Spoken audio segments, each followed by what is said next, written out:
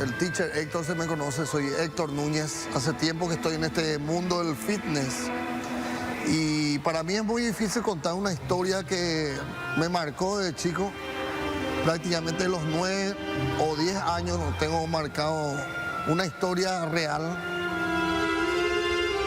Hasta hoy día no sé mis abuelos si eran o no eran personas que manejaban la brujería o estaban en el mundo de lo que es todo lo que es prueberas, y ellos espantaban el mal para que la familia esté bien. Sus abuelos espantaban el mal para que la familia esté bien, comentaba Héctor. Este recuerdo de experiencia paranormal y real fue a comienzos del populoso Mercado 4. Era la época de los 60, los 70, y en el barrio Ciudad Nueva, específicamente en el Mercado 4, mi papá construyó una casa para 4 hermanos. Somos una familia de 6. Y mis abuelos vinieron de Argentina a vivir con nosotros. Los abuelos envolvían muchos misterios. Según mis abuelos me contaban, era lo más trascendental de ese lugar era que en los 50, el Mercado 4, que acaba de cumplir ahora 80 años, eran ocupas, gente que venía del interior dejaban su leche, su huevo, sus verduras. Entonces, para no hacer el viaje todos los días, ellos volvían a irse al campo y le dejaban a sus hijos o a alguien encargado ahí en ese baldío que es conocido hoy en día como Añanetaí. Y había una zanja donde se tiraba mucha basura de todo lo que era en aquel entonces los 50, 60, el Mercado 4, ¿verdad? Esa zanja era utilizada como vertedero, pero allí no solo arrojaban basura, también restos de cuerpos humanos. Pero como todas personas marginales, también existían la gente que no dejaba que se agarre su puesto y se peleaban por un lugar en el cual hasta la vida había veces que tenías que pagar. La policía chornista mismo registraba en la comisaría muertes, acuchillamientos, homicidios, ahorcamientos, suicidios, de gente del interior que venía el día a día y por poca plata prácticamente venía a sufrir en el Mercado 4, pero fueron los pioneros prácticamente de lo que hacían eso. Cuenta la historia que los restos de las víctimas de los conflictos en el Mercado 4 terminaban allí, en ese terreno baldío, en esa zanja maldita. A la par que venían la gente del interior, los campesinos, también venían los indígenas a mostrar su artesanía y no eran tan bien aceptados porque ya ocupaban otro espacio que no querían los campesinos y la gente que laburaba ordeñando leche, trayendo sus bueyes. Eran otras épocas. Una rivalidad iniciaba. Todos querían un lugar en las históricas calles del mercado. El padre de Héctor compró el terreno donde estaba ubicada la zanja, aquel baldío que, según cuentan, recibió decenas de cuerpos y almas. Año 1978. Yo dormía siempre con mi abuelo y mi abuela, en el medio, famoso mitaí, malcriado, mientras mis padres laburaban. Mi papá era militar, mi mamá era ama de casa. Se estaba construyendo la casa. Papá justo compró el terreno encima de la zanja. Él edificó nuestra casa de hoy en día en los 70. Y justo en el 78, a medida que él cobraba ya su sueldo, se terminó de construir la parte trasera de la casa. Y quedaba por construir, paso a paso, por supuesto, la casa de adelante. Pero nunca nos imaginábamos que esa casa Solamente papá sabía que él rellenó con 80 camionadas de arena la zanja maldita. La familia no sabía el pasado oscuro de aquel lugar que estaba a la venta. Nunca nos enteramos hasta que mis abuelos llegaron de Buenos Aires. Mi abuelo era argentino, mi abuela era paraguaya. Y ellos, como ya eran jubilados, hablaban con la gente, los ocupas que estaban, le ayudaban a la gente del interior, porque estábamos prácticamente sin divisoria, no había todavía muralla de división. Entonces estábamos expuestos. Y con esa gente, en vez de estar mal, tenías que estar bien. Entonces, el famoso diálogo, los indígenas y los campesinos contaban historias de lo que sucedía en los 50 y los 60. Así es como fueron enterándose de los relatos populares del barrio. Mucha gente falleció y se le tiraba en la basura, así como animales, había de todo. Se creía que eran animales, pero se encontraban restos también de óseos. Se encontraba inclusive decapitados, gente. Y como se dice el famoso payé, se hacía para que tengan suerte, para que todo era referente al trabajo y para que se encontraran animales muertos.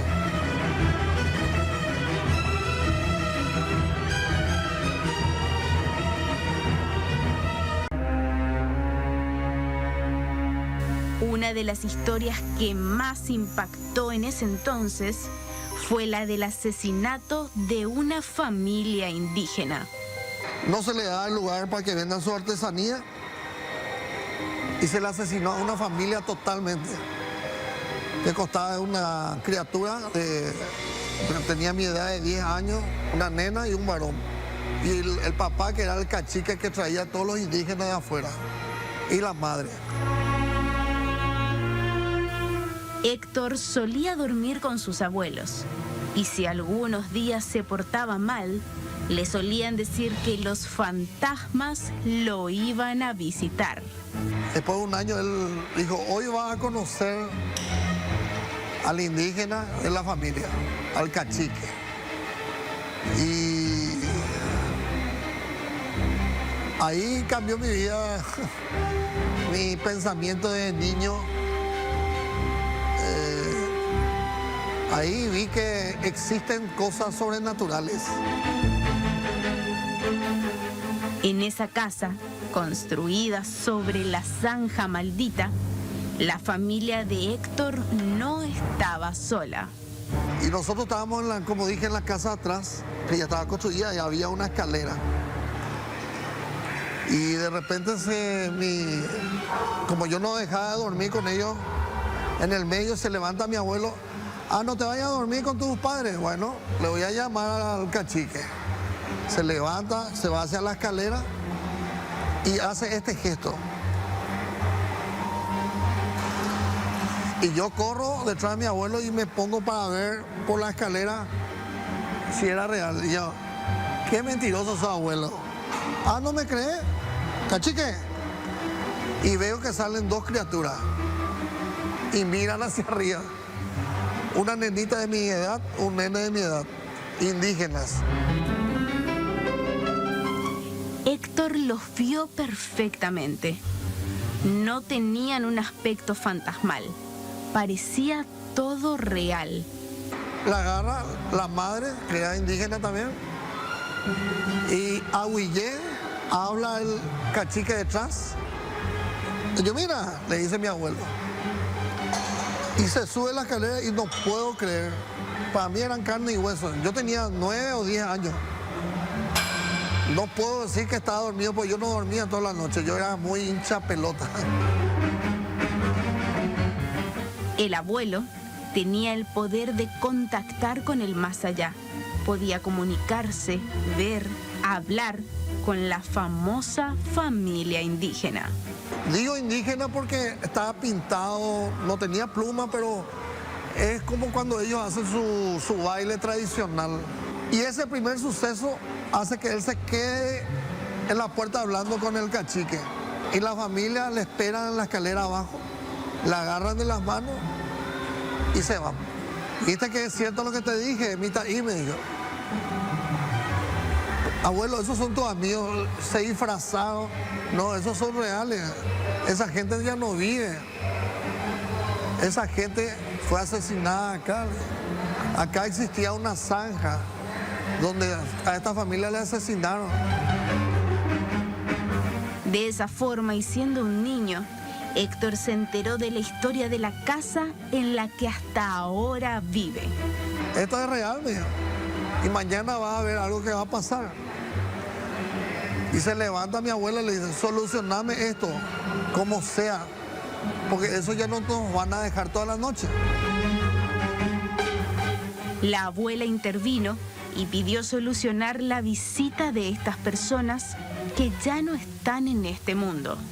Yo que realmente me quedé helado, pasmado, no sé.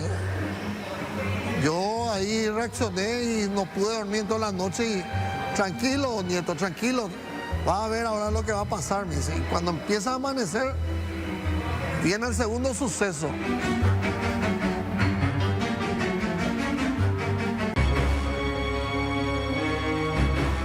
Héctor cree que al igual que su abuelo, ella tenía el poder de comunicarse con almas. Se estaba construyendo la casa enfrente mismo. Así fue que apareció una persona encima de lo más alto de la construcción. Le dice mi abuelo, amigo, ¿está todo bien? Sí, abuelo, hago lo que vos me pediste. Yo salgo en la ventana de la casa de atrás. Estaba amaneciendo del mismo día. Lo que sucedió con los indígenas fue a las 2 de la mañana. Esto sucede a las 6 de la mañana del mismo día. Y abre la ventana a mi abuelo y le habla a alguien, venite, muchacho. Y es un chico joven, blanco, parecía un basquetbolista de tan alto que era. Y se pone una tipo Robin de Batman, una máscara se pone. Y se pone una calza, una onda mochilero, se pone algo. Ya pues está pesa, le dije, y se tira de 3 pisos prácticamente. Pero no era una persona real. Una vez más, sus abuelos a través de un portal se comunicaron con alguien que ya no está en este mundo. Todos vimos eso. ¿Con quién es lo que voy a hablar? ¿Con quién es lo que voy a hablar? Eso era un domingo ya. ¿Con quién es lo que voy a hablar? Le decía a mi mamá, a mi papá. Ahí, tranquilo, estoy solucionando. Se tira. Nadie encuentra el cuerpo, nadie ve nada. Tranquilo, me dijo mi abuelo. Esto es lo que está pidiendo tu abuela. Para que no venga más la noche, vamos a solucionar esa parte, dijo. Y ese mismo día, el suceso real sucede. El tercero, la tercera que a mí me cierra el círculo. Fueron situaciones extrañas, prácticamente sin un significado específico y sin hilo. La familia no entendía lo que sucedía, solo los abuelos, hasta que ocurrió la tercera y última anécdota. A nuestra vecina, su papá, que era alcohólico, le acuchilla y le mata a su hija. Y ese mismo día le velan ahí en la piecita donde eran pobres, ¿verdad? O sea, alguien tenía que pagar el precio de todo lo que mi abuelo había hecho. Héctor piensa que para que su abuelo en ese entonces cerrara el portal y dejara de comunicarse con espíritus, necesitaba de un sacrificio. Yo creo que él hizo un pacto con el diablo. Y él sanó todo eso, porque en Argentina él era de la época de los, de los hippies, sui generis. Se empezó a adaptar a lo que era la macumba de Brasil, el payé paraguayo y lo que aprendió en Argentina.